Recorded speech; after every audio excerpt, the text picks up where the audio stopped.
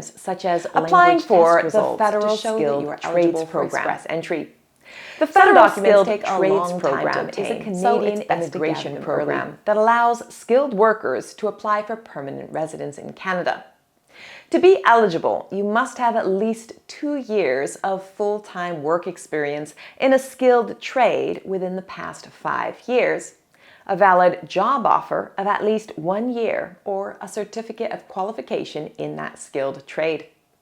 Skilled trades are organized under certain groups of the National Occupational Classification, NOC, including technical trades and transportation officers, general trades, supervisors in natural resources and related production, occupations in natural resources and related production, processing and manufacturing supervisors, central control and process operators, and chefs.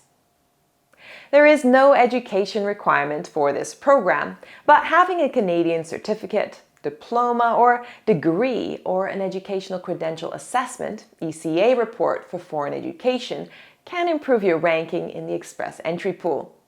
You must also meet certain language requirements and be admissible to Canada. You must plan to live outside of the province of Quebec, as Quebec has its own skilled worker selection program. If you're successful, you'll receive an invitation to apply for permanent residence.